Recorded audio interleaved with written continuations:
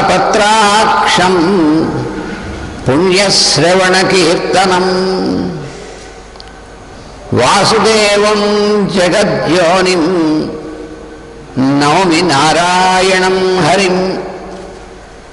कृष्णाय वासुदेवाय हरये परमात्मने प्रणतक्लेशनाशाय गोविन्दाय नमो नमः। वन्दे श्रीराधिकां देवीं बृन्दारण्यविहारिणीं यस्याः कृपां विना कोऽपि न कृष्णं ज्ञातुमर्हति। पुञ्जीभूतं प्रेम गोपाङ्गनानां मूर्तिभूतं भागधेयं यदूनाम् एकीभूतं गुप्तवित्तं श्रुतीनाम् स्यामीभूतं ब्रह्म मे सन्निधत्ताम्। ओम अस्मद्गुरुभ्यो नमः।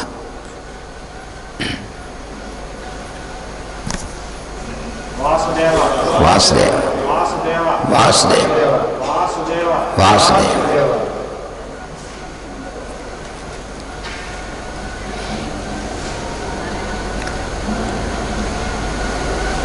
So I welcome all our brothers and sisters from the other continents to participate in this Guru Puja celebration. As usual, as we do every year, from whichever location we are. So it makes no difference, as I feel the presence of all of you also here in this hall of Guru Puja and Guntur. So we are all together, always, in the presence of Master. So let us continue our study of Bhagavad Gita, which is continued every year. So last year we have been studying the 5th chapter of Bhagavad Gita. We have completed 25 stanzas and just we started 26th stanza last year.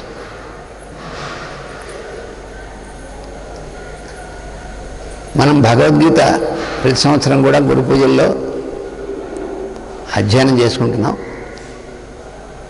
అంటే గురు పూజల్లో మాత్రమే అధ్యయనం చేసుకోవట్లేదు, ప్రతినిత్యం అధ్యయనం చేసుకుంటున్నాం చాలామంది అని నా ఉద్దేశం.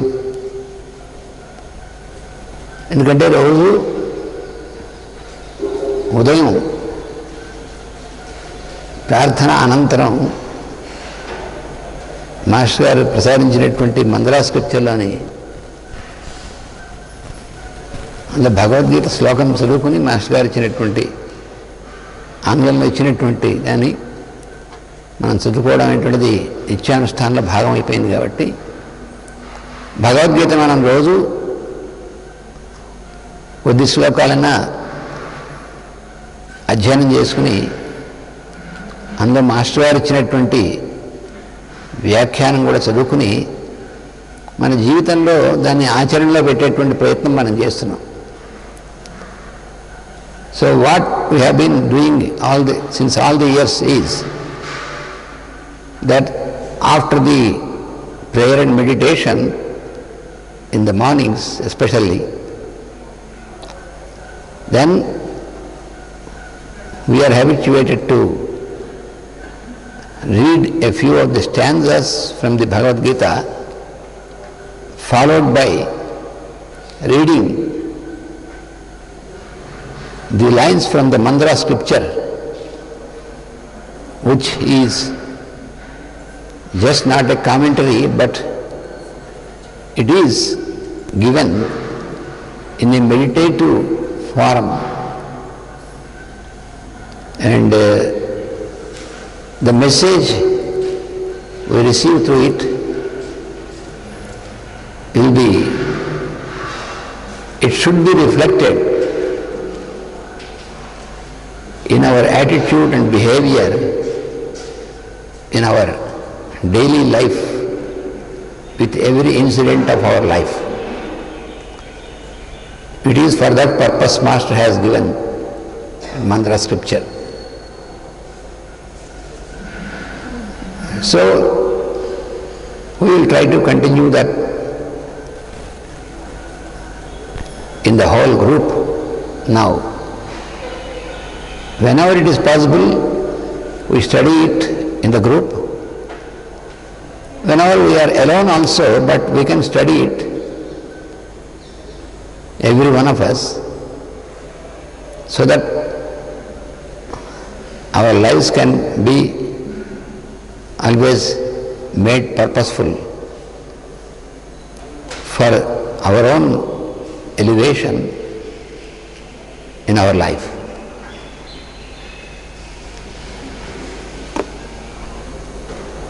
So let us now proceed with the 26th stanza in chapter 5.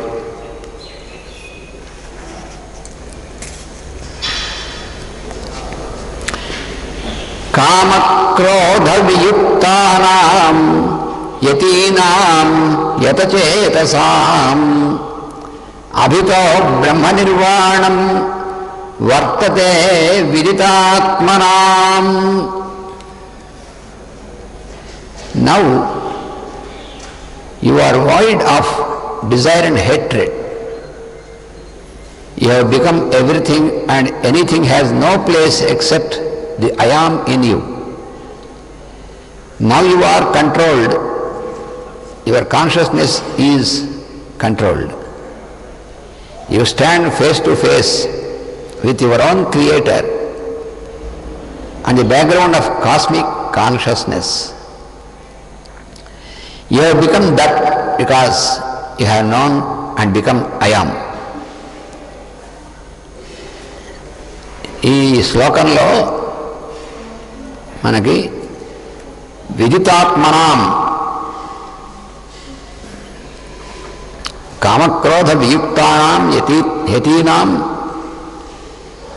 యతచేతసాం విదితాత్మనాం బ్రహ్మనిర్వాణం అభితో వర్తతే. అది ఆ శ్లోకం యొక్క ఆర్డర్ అన్నమాట, పదాలు. ఈ విదితాత్మలు అంటే ఎవరు అనేటువంటిది మాస్టర్ గారు మనకి ఏం చెప్తున్నారంటే, ఆత్మ అంటే నేను అని అర్థం కదా. The meaning of the word ఆత్మ ఈజ్ ఐఎమ్. ఇప్పుడు విదితాత్మ, విద్ అంటే తెలుసుకోవడం.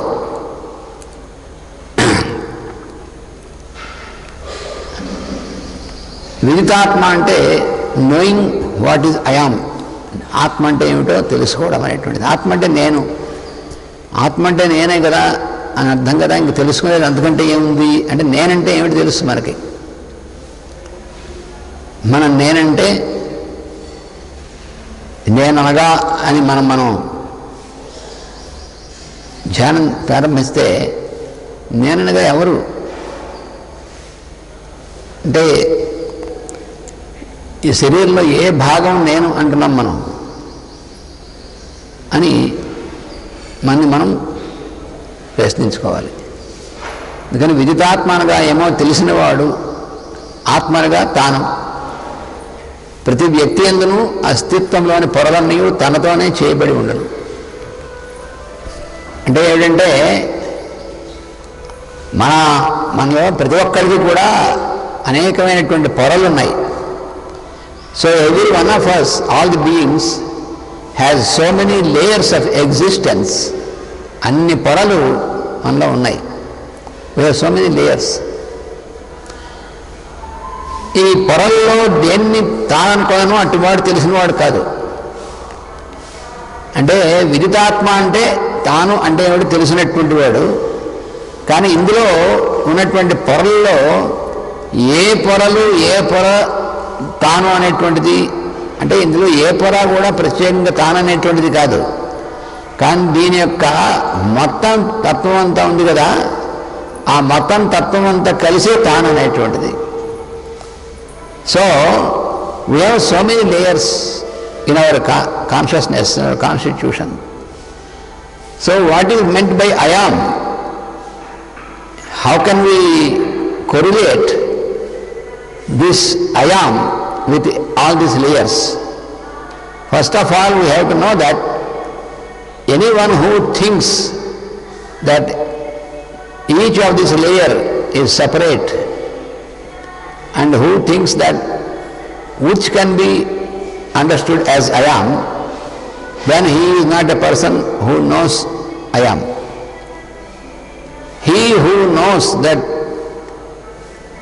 the synthesis of all the layers is I am, he is the person who knows really.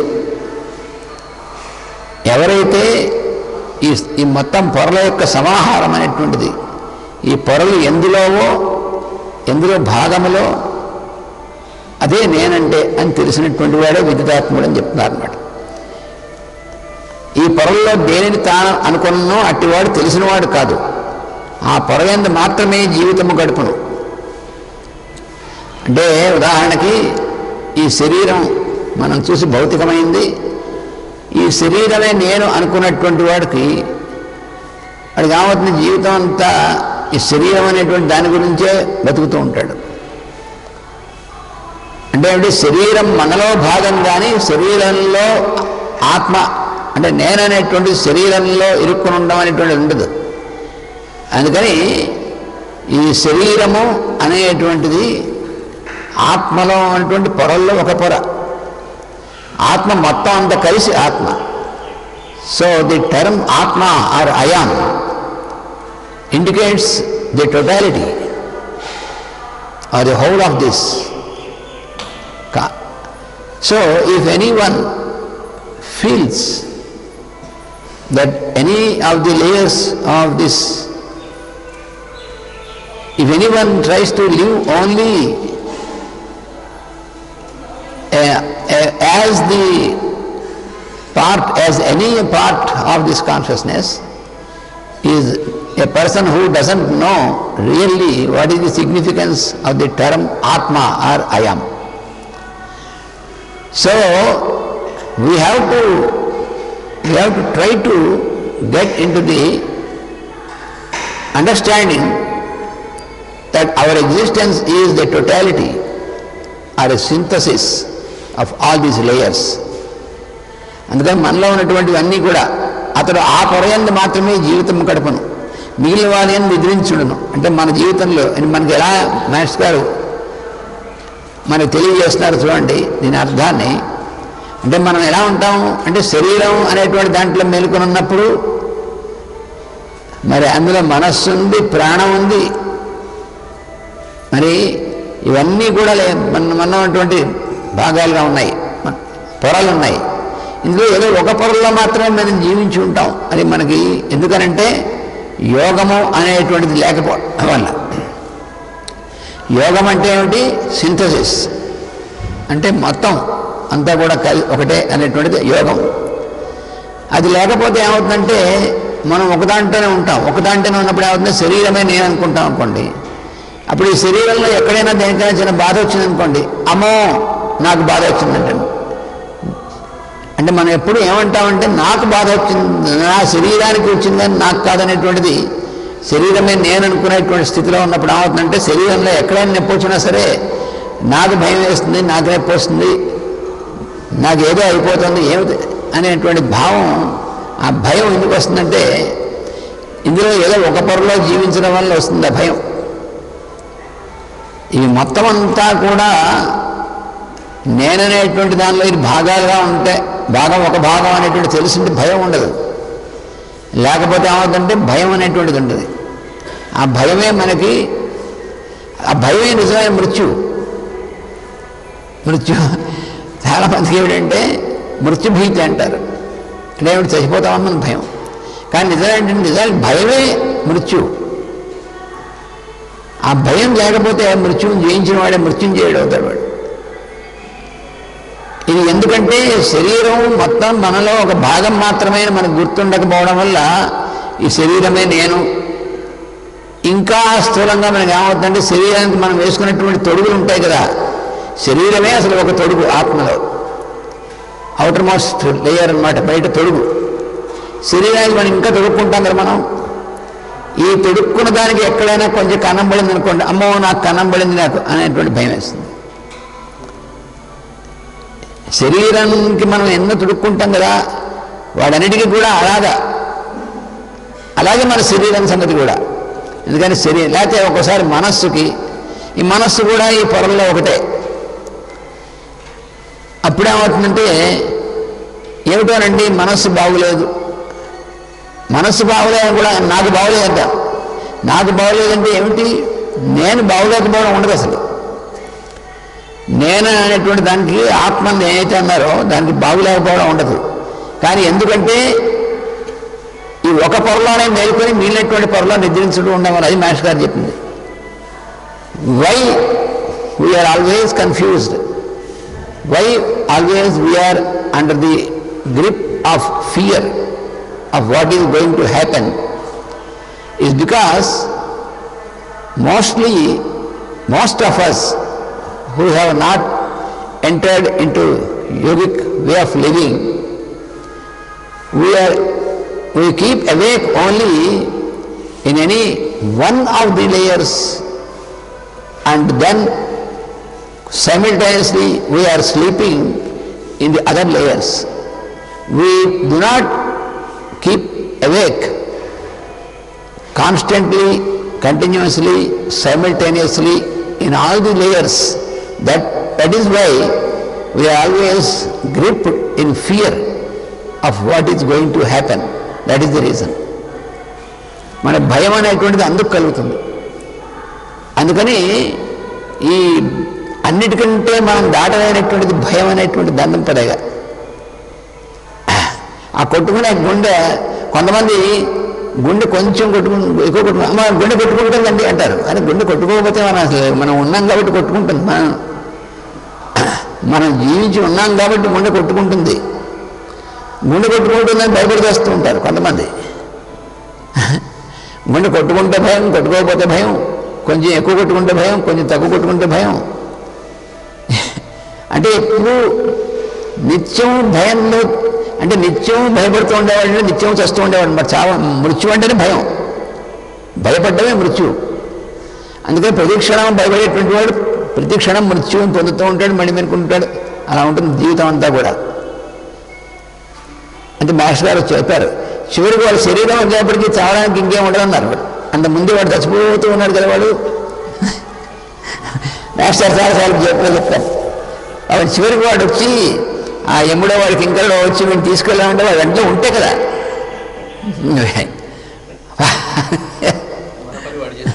మన పని వాడే చేసి పెట్టాడు, హాయిగా అనుకుంటారు వాళ్ళు అన్నారు మాస్టర్. మనం వెళ్ళి వాడిని తీసుకురావాలి అనుకున్నాం, వాడు ముందే రెడీగా వాడికి వెళ్ళిపోయి ఉన్నాడు, మనం ఇక్కడ ఏదో అనుకున్నామని. అలా ఉంటుంది అన్నమాట. నిత్యం దేన్ని స్మరిస్తామంటే మనం మృత్యుని స్మరిస్తాం. అందువల్ల ఇక్కడ ఏమిటంటే ఒక పొరలో మేలుకొని మిగతా పొరలో నిద్రపోతూ ఉండడమే కారణం అని చెప్పారనమాట. అనగా వానికి మిగిలినవి లేవు. ఇద్దరు వ్యక్తులు ఒకే విషయం గురించి ఏకాగ్రతతో చర్చించుకొనుచున్నప్పుడు ఆ విషయమునందు మాత్రమే మేల్కొని ఇందరు. అంతసేపును మిగిలిన విషయములు వారికి అస్తిత్వం అని ఉండవు. తాము కూర్చున్న ఇల్లు, అందరి వివిధ వస్తువులు, ధరించిన వస్త్రముల రంగులు మొదలగు వివరములు మునగనవి ఏమీ వారి దృష్టి అందుండవు. అట్లే వారు నేర్చిన ఇతర విద్యలు, విధాంశములు, విజ్ఞాన విషయములు, వినోద విషయములు అస్తిత్వం అని ఉండవు.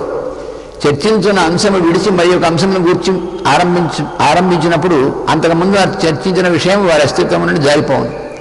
అంటే ఇది ఉదాహరణ ఇచ్చారు మాస్టర్ గారు.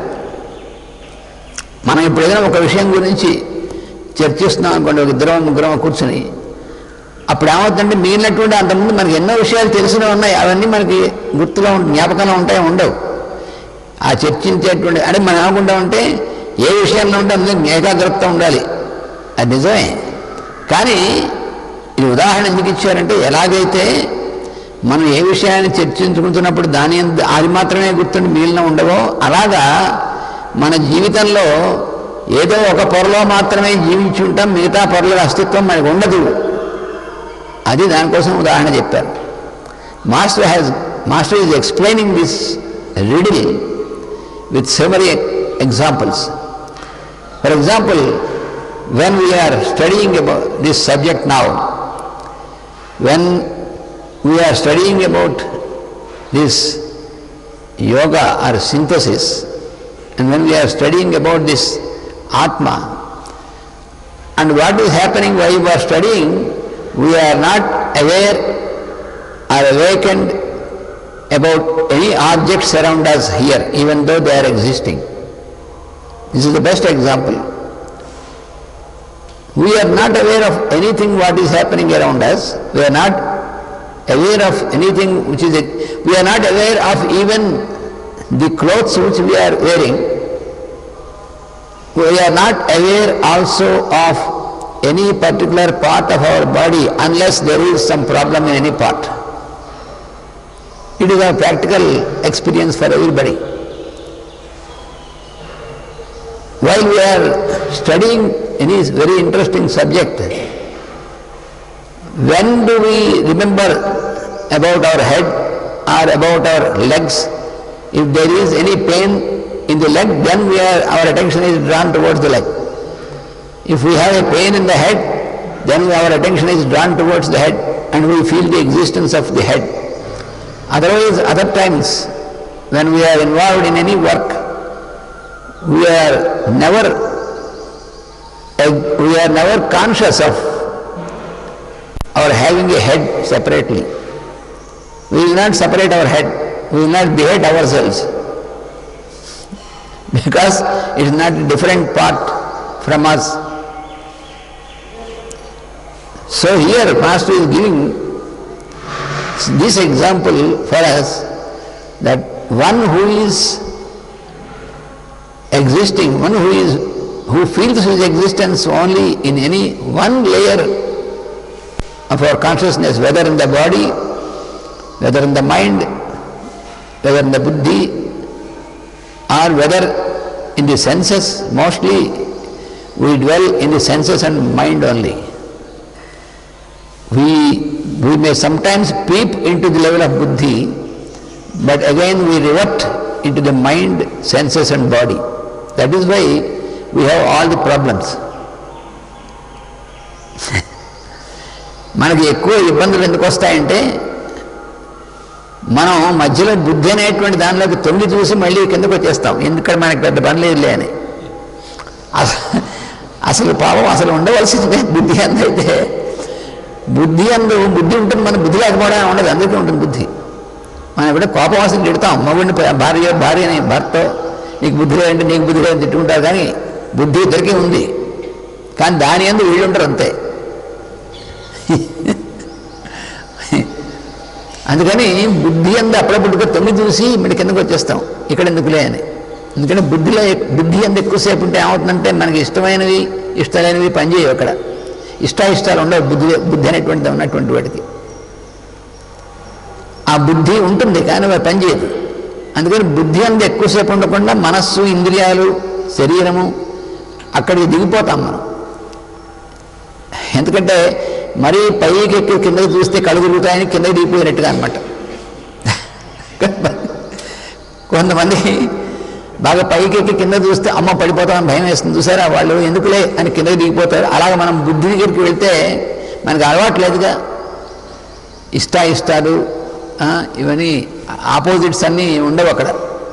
అందుకని మనకు అలవాట్లేదు కాబట్టి దిగిపోతాం, కిందకి దిగిపోయి హాయిగా మనం మనస్సు, ఇంద్రియాలు, శరీరము అక్కడే ఉంటాం. అందువల్ల ఏమవుతుందంటే ఉంటే మన శరీరంలో, ఉంటే ఇంద్రియాల్లో, ఉంటే మనస్సులో అటు నుంచి ఇటు కొట్టుకుంటూ ఉంటాం. అది మనకు జరిగేటువంటిది. అందువల్ల మనకి లేనిపోని ప్రాబ్లమ్స్ అన్నీ ఏమిటంటే నాకు చాలా ఇబ్బందులు వస్తున్నాయి, నాకు చాలా ప్రాబ్లమ్స్ ఉన్నాయి. ఎందుకు వస్తాయి? కారణం అంటే ఇదే. Why do we come across so many problems in our daily life? The answer is that since we exist only in the lower layers of our consciousness, that is our body, senses and mind, very seldom, very rarely we peep into the buddhi, that means the layer of discrimination, and we never try to go higher even to buddhi.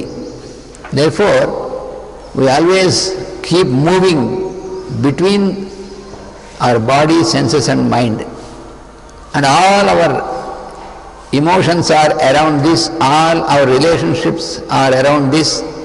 Therefore, we create problems for ourselves, then we always attribute these problems to God.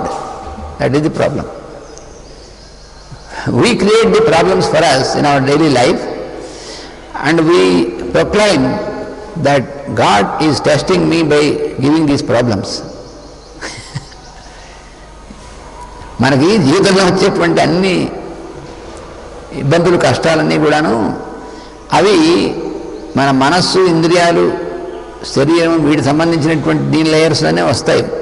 ముఖ్యంగా మనసులో ప్రారంభమవుతాయి. కానీ మనం ఏమనుకున్నామంటే భగవంతుడు ఏమిటంటే మనకి ఈ కష్టాలు ఇచ్చాడు, మనని పరీక్ష చేస్తున్నాడు అనుకుంటారు పాపం. అంటే ఆయనకి వేరే పని లేకుండా మనం పరీక్ష చేయడం కోసం కూర్చున్నట్టుగా. మనం ఇంత అసలు సృష్టిలో ఒక దోమంత కూడా ఉండం మేమే. అలాంటిది మనకే చాలా పనులు ఉన్నాయి అసలు అనుకుంటాము. మరి ఈ సృష్టి మొత్తానికి ఉన్నటువంటి వాడికి అన్ని పనులు మానేసి మళ్ళాంటి చవటాయి పరీక్ష పెట్టడం కోసం కూర్చుంటాడా అని కామన్ సెన్స్ ఉండదు. ఏమిటోనండి మనని పరీక్షిస్తున్నాడు, మనకి ఇన్ని కష్టాలు ఎందుకు ఇస్తున్నాడు? కష్టాలు ఆయనే ఇవ్వడు, కష్టాలు ఇవ్వడు. కష్ట నష్టాలు మనకి మనం తెచ్చుకునేవి. మన ఆలోచనల వల్ల, మన పని వల్ల, మనం చేసే పనుల వల్ల, మనం చేయదలుచుకున్న పని చేయడం వల్ల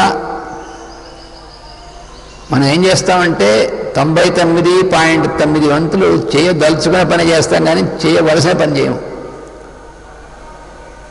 Why we get so many problems in the life is because basically we are very much habituated to make problems for ourselves through the layer of our mind and through the activity of our senses and body.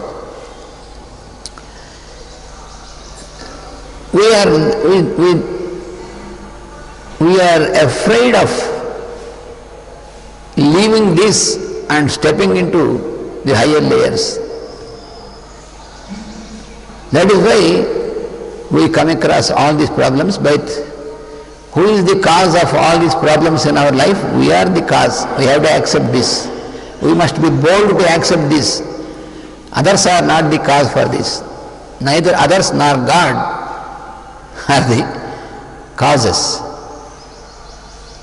ఒక్కడు అనుకుంటా అంటే నా భార్య వల్ల నాకు చాలా ఇబ్బందులు వస్తున్నాయి, నా పిల్లల వల్ల ఇబ్బందులు వస్తున్నాయి అంటే వాళ్ళు ఏమనుకుంటారు, వీడి దంపతిగా భార్య మరి అనుకోవచ్చు కదా, వీడి ఎప్పుడు 24 గంటలు వీడు సాగుపడుతుంటాడు. ఒక్కడు 24 గంటలు భార్యని నిద్రపోనివాడు, తిండి తినేవాడు. ఎందుకంటే వీడికి ఉన్న ఆందోళన అంతా వాళ్ళ మీద సాగుపడుతుంటాడు. ఇంకోవాడు కొనాలి తిట్టుకోరు, మరి వస్తారండి వాడు నిద్రపోనివ్వకపోతే. వీడు నువ్వు వాడు నిద్రపోడు, వాళ్ళు నిద్రపోనివాడు. అందువల్ల ఏమవుతుందంటే ఈ కష్టాలన్నీ ఇవన్నీ ఎవరు తెచ్చుకున్నారంటే మనం తెచ్చుకున్నదే, ఇంకోళ్ళు ఎవరు కారణం కాదు అని మనం ముందు తెలుసుకోవాలి. మరి మనం తెచ్చుకోకుండా ఉండాలంటే ఏం చేయాలి అదే చెప్తున్నారు ఇక్కడ.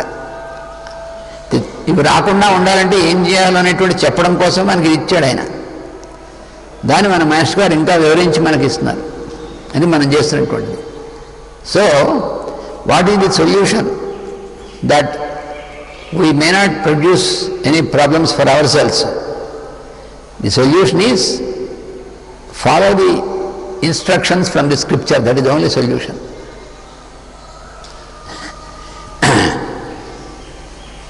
Therefore, we are recommended to read scripture unfailingly, to read and contemplate and try to put into action all the injunctions which are given in the scripture. మనకు అనుకునే శాస్త్రం అనేటువంటిది ఎందుకు ఇచ్చారు? శాస్త్రం అంటే అర్థం ఏమిటి? శాసించున్నది. నువ్వు ఇలా చెయ్యి, ఇలా చేయకూడదు అని చెప్పినటువంటి దాన్ని శాస్త్రం అంటారు. అంతేగాని పిచ్చి పిచ్చి శాస్త్రాలు, మిగతా శాస్త్రాలు అవన్నీ కావు. నీకు సూటిగా ఇదిగో నువ్వు ఇలా చేయాలి, ఇది చేయకూడదు, ఎందుకు చేయాలి, ఎందుకు చేయకూడదు అన్నీ చెప్తారు. కానీ మనకు చెప్పకుండా ఉన్నటువంటిది ఏం లేదు. అది శాస్త్రం అంటే, స్క్రిప్చర్ అంటే శాస్త్రం అన్నమాట. అందుకని ఎప్పుడు దేని యందు మెలకువ వర్తించునో అప్పుడు గల భావము ఆ వ్యక్తిని తానని నమ్మను, ఆ వ్యక్తి తానని నమ్మను, నేనని వ్యవహరించను. కనుక ఇటు నేనులు కొన్ని లక్షలు ప్రతి ఒక్క వ్యక్తి యందు దాగి ఉండును. అసలైన నేను ఒకటే ఉంటుంది, కానీ ఈ రిఫ్లెక్షన్స్, ఆ ప్రతిబింబాలంటే ఉంటాయి సార్, నేననేటువంటి దానికి కొన్ని లక్షలు ఉంటాయి మనలో దాక్కుని. వందలు వేలు కూడా దాటిపోయి లక్షలు కోట్లకి వెళ్ళిపోతాయి మనలో. అన్నీ ఉంటాయి దంపతిగా. దేనిని స్మరించినప్పుడు ఆ నేను సముద్రం కెరటం వల్ల పైకి లేచుండదు. మనలో మనం దేని గురించి ఆలోచిస్తామో అది పైకి వస్తుంది, సర్ఫేస్ మీకు కెరటం లాగా. సముద్రం కంటే కెరటం వేరు కాదు కదా. కానీ ఆ సముద్రపు నీరే ఒకసారి ఒక భాగం పైకి లేచినప్పుడు కెరటం అవుతుంది. ఆ కెరటంగా లేచినప్పుడు దాని లక్షణం మారుతుంది. అది ఎగిసి పడుతూ ఉంటుంది, శబ్దం చేస్తుంది, మనని ఇబ్బంది పెడుతుంది, మన తలకిందులు చేస్తుంది, ఇన్ని పనులు చేస్తుంది ఆ కెరటం. అలాగే మనలో కలిగేటువంటి కావేశాలు, రాగద్వేషాలు ఇవన్నీ కెరటాలు అన్నమాట. ప్రతి ఒక్క కెరటం మనని దెబ్బతీస్తూ ఉంటుంది. So Master says here that we have innumerable reflections of the I am in us, and hidden in all our layers, innumerable, not hundreds, not thousands, but millions of such reflections. They are after all reflections only, but not real. A reflection is not real, not original. The original I am is only one, but reflections are innumerable. So whenever one of these comes to the surface, then it behaves like a wave in the ocean. That is the example given by Master here. The wave is not different from the ocean, from the water of the ocean, but when a wave emerges from the water, it shows a different behavior than normal behavior. That is how we also in our daily life, any of these millions of reflections, when one of them comes up to the surface and it fills our mind, then it starts churning our mind and distorts our thinking, distorts our logic, distorts our action. All these things will happen. Just like how the wave behaves like that. But ultimately this wave will merge back into the water and another wave forms. In the same manner, if we observe ourselves in our daily life, one after another of these thoughts, they come up to the surface. Then we feel, we make so many proposals from our mind. I want to do this. So Master said, any action, before you get into the action, just observe whether this is the act which you have to do, which you want to do. We have to make a differentiation every moment.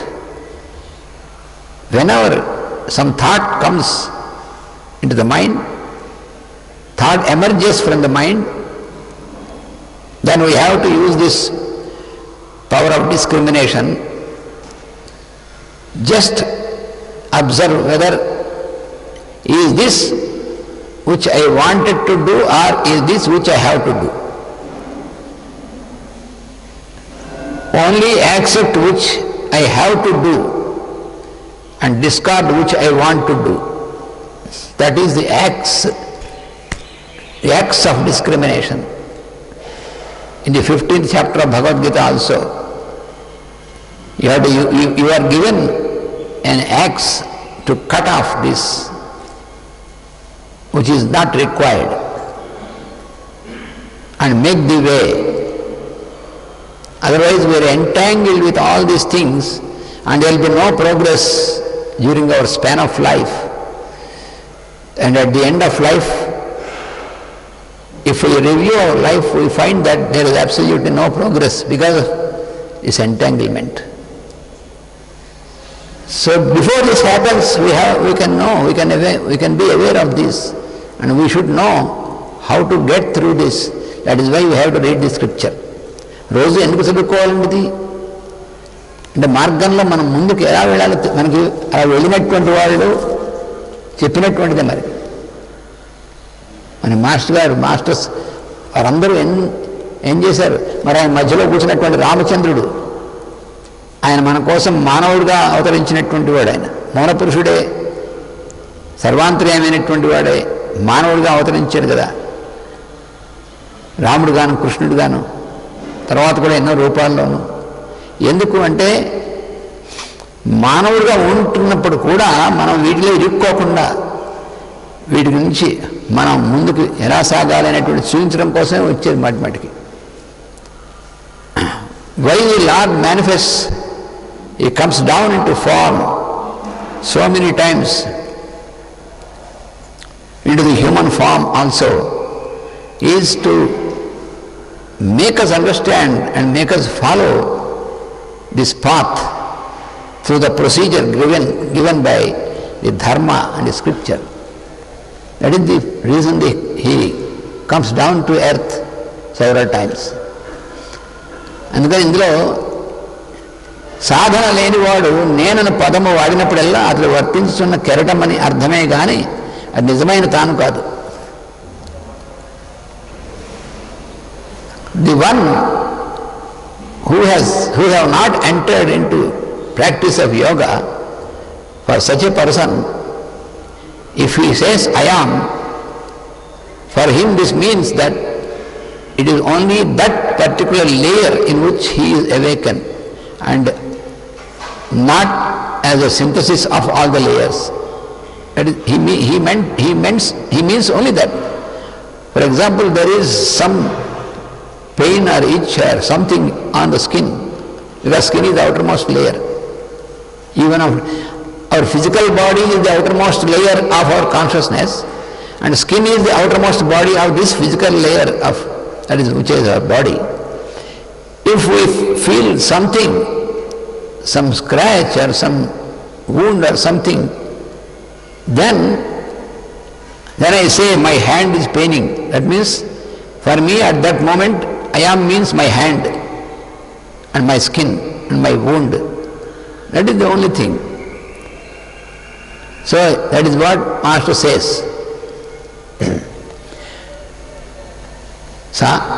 తాను సముద్రం వంటి వాడు. అసలు తాననేటువంటి వాడు, నేననేటువంటి వాడు సముద్రం లాంటి వాడు. లక్షల నేలలు కెరటముల వంటివి. తాను నేను అనేటువంటి వాడు సముద్రం లాంటి వాడు. ఈ మిగతా కెరటాలన్నీ నేననేటువంటిది ఒకటే, దానికి బహువచనం ఉండదు. The I am is singular. You see, we have singular and plural numbers. For many things we have plural. We can say persons, we can say fruits, we can say anything. But when you speak of I am, you can use the word only I am, not I ams. I am, wherever you see in any scripture, the Lord says, I am the way, I am the path. I am is only singular. That is why in one of the scriptures in the Bible he said, I won't admit plurality, which is again wrongly interpreted afterwards. That means they have interpreted him as the jealous God. They have attributed jealousy to God also while interpreting this word from Bible.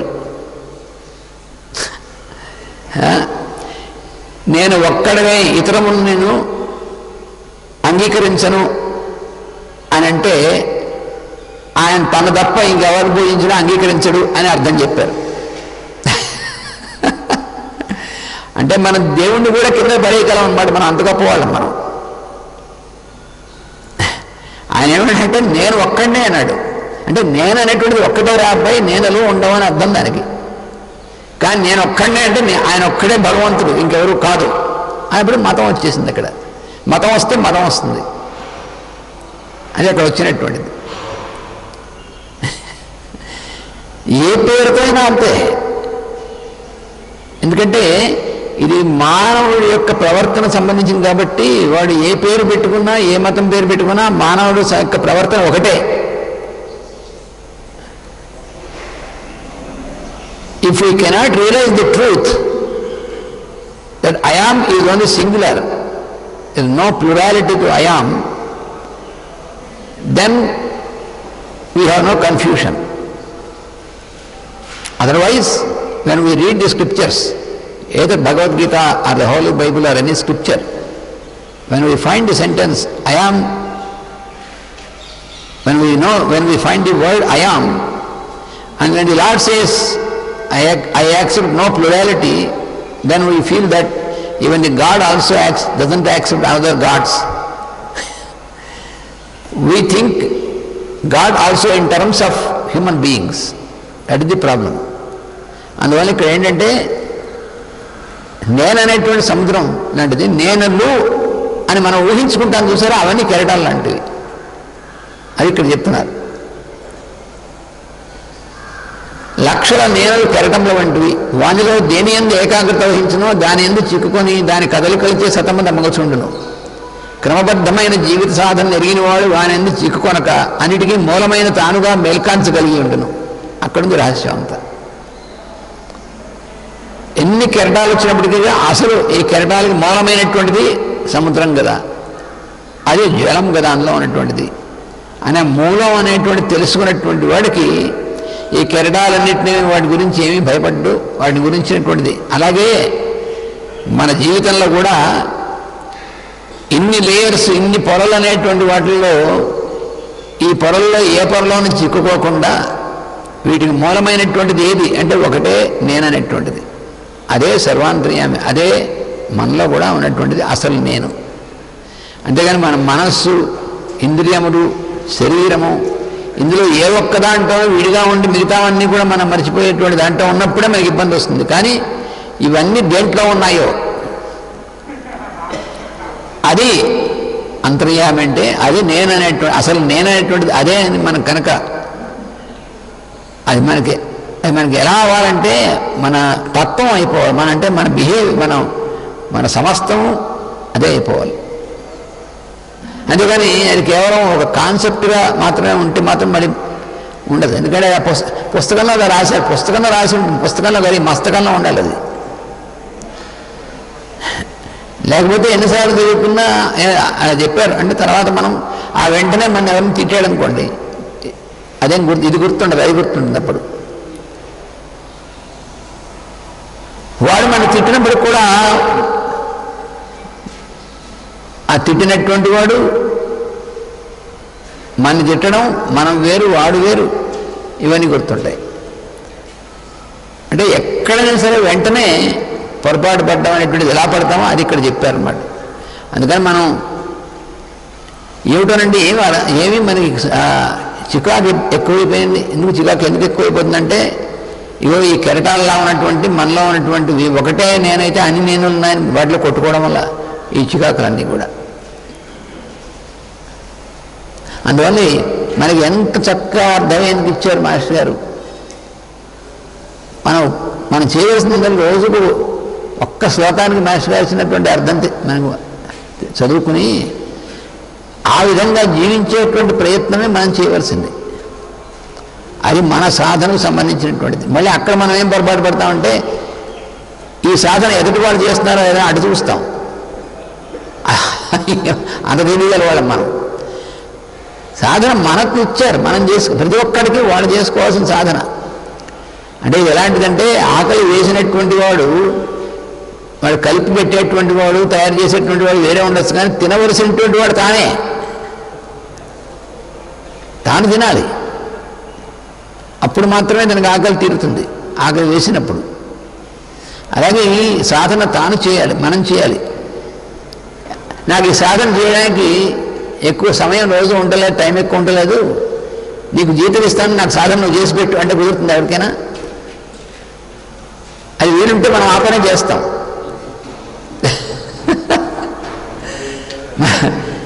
ఎలాగైతే master గారు చాలాసార్లు చెప్పారు, ఆ రోజు రామకోటి రాయమంటే వాడు ఏం చేసేటంటే, రామకోటి నీకు ఈ ప్రాబ్లం పోవాలంటే రామకోటి రాయమన్నారు, 1,00,000 రామనామం రాయమన్నట్ట.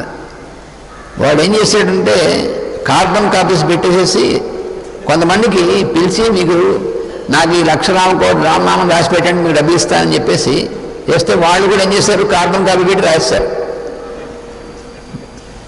కంటకు దగ్గర బంత్ అంటారు చూసారు, ఆగనమాట. మీరు అంటే వాడైతే వాళ్ళు అలాగే చేస్తారు. ఎంప్లాయీస్ కాబట్టి వాళ్ళు రామకోటి రాయడం కోసం ఎంప్లాయిడ్ వాళ్ళు. ఆలయంలో పూజ చేసేందుకు ఎంప్లాయీ అయినట్టయితే అలాగే ఉంటుంది. జీతం ఇచ్చి పూజ చేయాలంటే జీతం కోసం పూజ చేస్తాడు, అందుకని భగవంతుడి కోసం పూజ చేయడు. చూసారా, భగవంతుడి కోసం పూజ చేస్తే వచ్చేటువంటిది ఆయన ఇచ్చేటువంటి, తను మనకి వచ్చేటువంటిది ఏదో వస్తున్నాను అనేటువంటిది ఉన్నటువంటి వాడు అలా పూజ చేస్తాడు.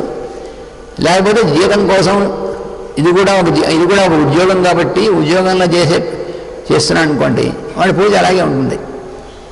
అందుకని భగవంతుడి ఇదేం ఉండదు అక్కడ. అందుకని ఎక్కడ మనం పొరపాటు పడకుండా తెలుసుకోవాలి, అది మనకు చెప్తున్నారన్నమాట. So master has given very simple, so many examples from our daily life for us to realize how we have to proceed in this aspect. What is our requirement? What do we want to do? We want to live happily, ultimately. That is the only truth. So God says, if you want to live happily, you can live happily. You propose happiness. Then you follow this procedure. What is this procedure? Very simple procedure. So if you get trained yourself through this procedure, you can be prevented from falling into these problems. You can live happily always. Every moment you are privileged to live happily every moment of your life. That is why Master said, live life but don't live away life. Master E.K. said, live life, don't live away life. జీవిస్తూ ఉండగానే జీవించి పారేయొద్దన్నారు master గారు. అంటే దాంట్లో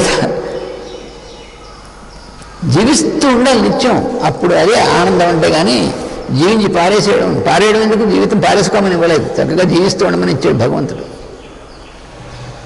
అందుకని తన యందు లేచి చూపడుచున్న అలలను గమనించగలుగును. అంటే మనలో ఈ ఇన్ని రిఫ్లెక్షన్స్ ఎలాగంటే, మనం హెయిర్ కటింగ్ కోసం వెళ్ళి అక్కడ సెలూన్లో కూర్చుంటాం, ఇక్కడ వద్దాం వెనకాలకు వద్దాం, ఇవన్నీ ఉంటాయి. ఉన్నప్పుడు ఏమవుతుంది చూసాండి, కొన్ని వందల మంది చేయించుకునేవాళ్ళు, కొన్ని వందల మంది చేసేవాళ్ళు కనబడుతుంటారు అందులో. టోటల్ ఇంటర్నల్ రిఫ్లెక్షన్ అని మనం చిన్నప్పుడు ఫిజిక్స్లో చదువుకుంటాం చూసారా, ఆ రిఫ్లెక్షన్స్ ఇన్ఫినిట్ రిఫ్లెక్షన్స్ ఉంటాయి అందులో. అయితే మనకు ఆలయాల్లో కొంచెం బెటర్ ఎగ్జాంపుల్, ఎందుకంటే ఎగ్జాంపుల్ సెలవు అంటే పోనీ ఆలయాల్లోకి వెళ్ళి మనం అక్కడ అద్దాల భవనం అని ఉంటుంది, ఇక్కడ కూడా ఉంది. ఆ అద్దాల భవనంలోకి వెళ్ళామనుకోండి, మన లోపలికి వెళ్ళి చూడంగానే ఎటు చూసినా అద్దం ఉంటుంది.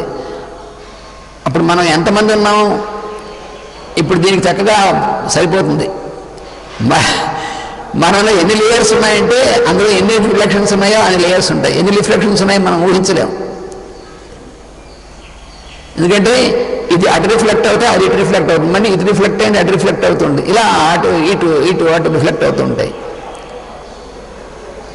చివరికి ఎలా ఉంటుందో లోపల బయటికి వెళ్ళే మార్గం కనబడుతుంది. అక్కడ చూసారా, కొన్ని చోట్ల ట్రిక్స్ ఎలా ఉంటుందంటే మొత్తం టోటల్ అంతా అద్దానండి, వేసేసిన తలుపు కూడా అద్దమే ఉంటుందనుకోండి. అప్పుడు మనం బయటికి రావాలంటే మనంతా మనకి బయటికి వెళ్ళి తలుపు కనబడుతుంది మనకి, ఎందుకంటే అంతా రిఫ్లెక్షనే. పాపం వాడికి దుర్యోధనుడికి అదే అయింది వాడికి. అందుకనే వాడికి తలుపు లేదంటే ముందుకెళ్తే వాడు బుర్ర పగిలింది వాడికి. తలుపు ఉందనుకు నడితే కింద పడ్డట మైసభలో. అలాంటి మైసభ చేసుకుంటాం మన జీవితాన్ని, మనం చేసుకునేటువంటి పని. అందుకని ఇన్ని నేలలు అంటే ఎట్లా ఉంటుందన్నమాట మనకి. So all these are only reflections in our daily life. That is what is explained here in this stanza. In fact, I am is the one, but we feel there are so many I ams. This is like a reflection when you enter into a room where all the walls, doors, everything are completely made of only reflecting glass, and we are pushed into this and locked into it. When we see anywhere, we feel our own reflection, innumerable reflections. In the same manner in our human life, we have so many reflections which we feel. So any one of these is understood as I am, but the totality of the one I am, the truth is only one I am. So we have to always realize this truth. We must be an observer of all these layers, but not involved in any one of the layers. That is the solution given by the Lord in this. విదితాత్ముడు అనేటువంటి వాడనమాట. సముద్రము అలయాన్ని చిక్కుకొనటలేదు. ఈ స్థితి పొందిన వాడిని విదితాత్ముడు అని శ్రీకృష్ణుడు చెప్పాను. అందుకు చెప్పారు మాస్టర్ గారు. అంత విదితాత్ముడు అంటే అదే అర్థం. So the lord says in this stanza that the one who knows the I am is this person who keeps himself as an observer, as an observer of all the layers in him, which are always working in him. He is not involved in any particular part of his consciousness, not entangled in any of the layers of his consciousness, but he is on the standpoint as an observer, keeps observing, then he is not involved in it. కొండ శిఖరమును నిలబడి చూచువాడికి దిగువన్న గ్రామమంతయు ఒకే మారు కనిపించినట్లు విదితాత్మకు తనలోని సర్వభావములే కాక పరిసరములు సమస్తము అఖండముగా కనిపించును. అంటే ఇందులో ఉన్నటువంటి ప్రతి వాక్యం మాస్టర్ గారి దాన్ని ధ్యానం చేసి మన జీవితంలో దాన్ని ఎలా మనం ఆచరించాలనేటువంటి ప్రయత్నం చేస్తేనే మనకు ఉపయోగపడుతుంది.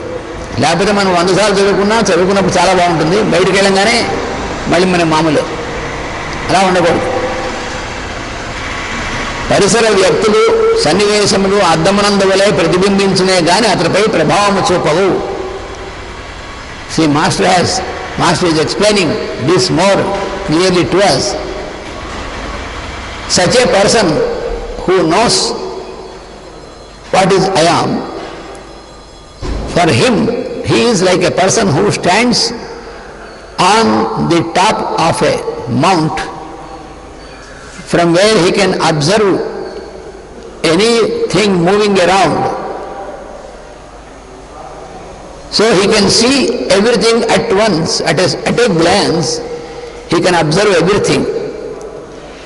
For example, there are many villages around the mount. A person who is standing in any particular village, in any particular place, can envisage only something around, but not the whole of this. But the person who is standing on the apex or the top of the mountain, from there he can envisage, he can observe all at a time. That is what Master is explaining here. So everything appears to him at a time, undifferentiated. So that must be our stand in our daily life with all our layers of our consciousness. పరిసరముల వ్యక్తులు సన్నివేశంలో అద్దమందు ప్రతిబింబించున్నటువంటి అవే అవుతాయి. So all the persons and all the situations which we come across will be observe only as reflections and not real. అతని ప్రభావమే పరిసరములందు పనిచేయుచుండును. He will influence the environment, but he is never influenced by the environment. That is the change which happens in us when we realize this truth. It's I am. అతడు కామక్రోధముల ప్రభావము కూడా లేనివాడు. అది నిండు చెప్తుంది. కామక్రోధ వియుక్తానాం యతీనాం యతచేతసాం అంటే అది అర్థం. ఎప్పుడైతే అలా ఉంటాడో అప్పుడు కామక్రోధములు అనేటువంటివి వాడు ఏమీ పనిచేయవు. ఎందుకంటే వాడు దీంట్లో దేనిలోగానే ఉండడుగా. Since such a person will live as an observer, not involved in any of these, then he is never influenced by attraction and repulsion. కామం అంటే అట్రాక్షన్, క్రోధం అంటే దానికి వ్యతిరేకమైనటువంటిది. So the pair of opposites, that's what master calls this. Attraction and repulsion, they have no influence upon such person in the life. ఒకటి కావాలని ఒకటి వలదని ఉండదు. He has no like or dislike for anything. సంభవించుతున్న వాడిని కోరుట కానీ తప్పించుకుని యత్నించుట కానీ చేయక ఆనందించుచుండును. He never desires anything, he never hates anything, he is always experiencing happiness. That is the situation, that is the experience of such person. ఆడుకొనిచిన పిల్లవానికి పరిసరముల ప్రాంతంలో ఎట్లే అట్లే విదితాత్మకు ఇది కొసమీరు పనమడ master గారు ఇచ్చింది. Master has given that how such a person will be. He can be compared to a child who is playing. When you observe a child playing, you can realize that he is not at all influenced by anything else, only enjoying his play.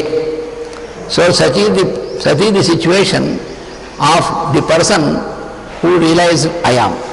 So we will continue tomorrow. స్వస్తి ప్రజాభ్యః పరిపాలయంతాం న్యాయేన మార్గేణ మహీం మహీశాః గోబ్రాహ్మణేభ్యః శుభమస్తు నిత్యం. లోకాః సమస్తాః సుఖినో భవంతు. లోకాః సమస్తాః సుఖినో భవంతు. లోకాః సమస్తాః సుఖినో భవంతు. ఓం శాంతి శాంతి శాంతి. వాసుదేవ వాసుదేవ వాసుదేవ వాసుదేవ వాసుదేవ వాసుదేవ.